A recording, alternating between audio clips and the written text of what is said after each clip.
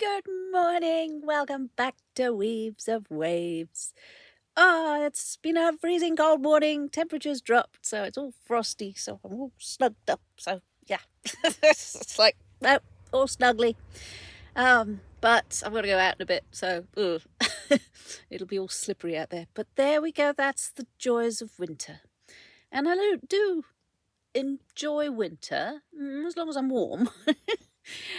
The wintering on the boat means everything outside is all very slippery, and I'm terrified of falling over. But yeah, falling over while you're going down the gangplank is one of the worst fears, I think. I've never actually done it, but if I was to slip on the gangplank, I'd probably fall into the water. And that, to me, is kind of scary. But I digress. I want to talk to you about doom scrolling and humiliation rituals.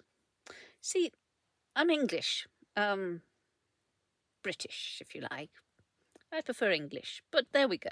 The British side of me. Now I'm watching our government make a total and utter ass of themselves. And yes, it's humiliation rituals. Now, one of the things that I do understand, if you have follow me at all, you know that I'm a psychic vampire. I feed off energy. Now, I don't necessarily feed off your energy. People energy is not necessarily where I'm at. Once upon a time as a teenager, yes, let's cause chaos, let's feed off it. Okay, get it, move on, you evolve.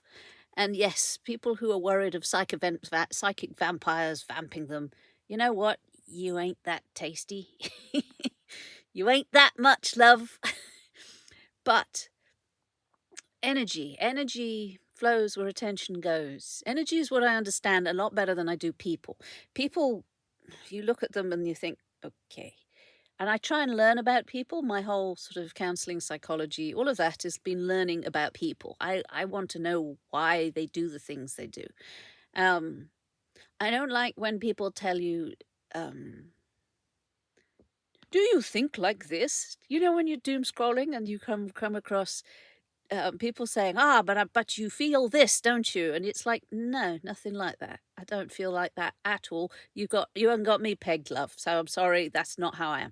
I understand energy, and I understand when somebody is authentic and real and understands their topic and understands the energy of what they're talking about.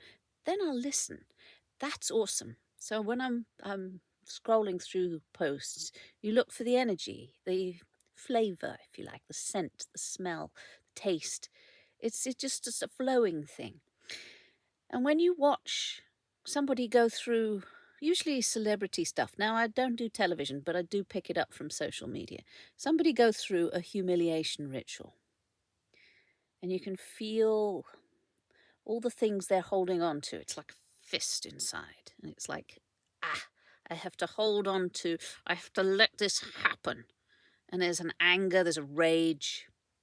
Yeah, that girlie that was naked in a dress. And it was like she was holding something inside. And I'm not entirely sure why she did it, because it was rather humiliating. It would have been if I had been there, if I would have been, the worst thing possible. But there was other things like watching our British Prime Minister make a total ass of himself. And he's got this like thing that he's holding. And you watch all kinds of celebrities do, oh God, really cringe-worthy, humiliating things. And you can feel them holding something. Now, it's a certain type of energy. And it's a certain type of, obviously, they're doing this against their will. But they're doing it anyway because they feel they'll gain something out of it. And there's a waveform that's coming out of this. And I think something is picking up and feeding off that waveform, because you can feel the patterns at the edge of the cringe.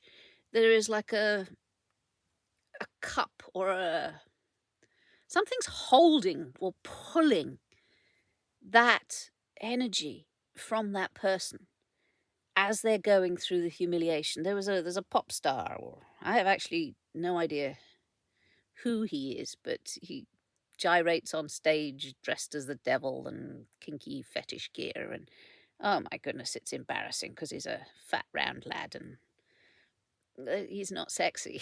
He's not sexy. But again, on the edges of this, Madonna made a total and utter ass of herself. She's older than I am, and she's gyrating on stage.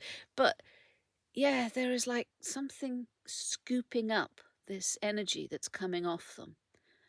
So they've obviously made some sort of deal with the devil or deal with a devil. There's lots of negative thought forms made manifest out there.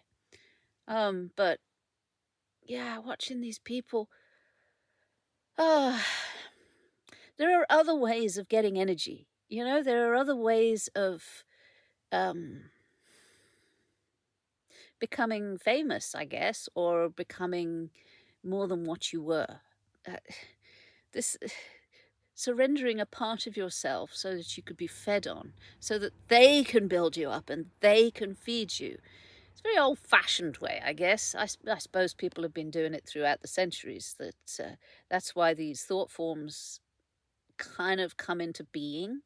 It's more like it's like an AI, if you like. So an AI, an artificial intelligence, the more you feed it, the more you give it some consciousness and feed it energy and give it attention, it will become sentient. So you can look at these thought forms that maybe once upon a time wasn't sentient, and now because it's been fed with all these different types of energies, is now become sentient. It kind of makes sense. It is a logical process. So we are creating our own demons. I don't believe that demons are a natural spawn, or at least a thought form. You can find negative thought forms attached to humans. You get them physically attached. They're like sort of parasites, growths, and things like that. If you're a smoker, for example, cigarette smoke, it's not actually your desire for cigarettes. You don't desire it, but you've got something attached to you that loves cigarette smoke. And yeah, that while that thing is attached, and you can see it in people for all kinds of things. Sugar is one that I fight. It attaches itself to me, and I've really got to work at shedding it. And there are ways of you get your frequency high enough, and then they fall off. But my body kind of likes sugar and has been addicted to it for many, many decades. And basically, I will attract it back if I let my energy falls. It is an addiction.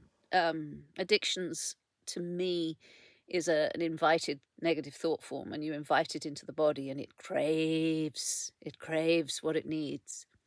But humiliation rituals are, it's a silly way. In my world, it's a silly way of gaining power, because it's a temporary power and you are dependent on those thought forms to feed you, keep feeding you. And they can take away that. So they've got if you don't do as you're told, we won't give you any more food, sort of thing. Yeah, and you get the feeling that some of these old thought forms, and they are old, have been feeding the people in power for a long time. And if I tune into that scoop that is scooping up, it's almost automatic for some of them, and they don't give a flying bleep whatever about the person that is doing the humiliation. They don't care about the human involved. They don't. There's many of them, and trying to get these thought forms attention, because they're massive. People have been feeding them for hundreds of thousands of years, if so. And a lot of them have names, and they have frequencies of their own. And humans created them. Anyway, that was one of my thoughts on sort of today's scrolling.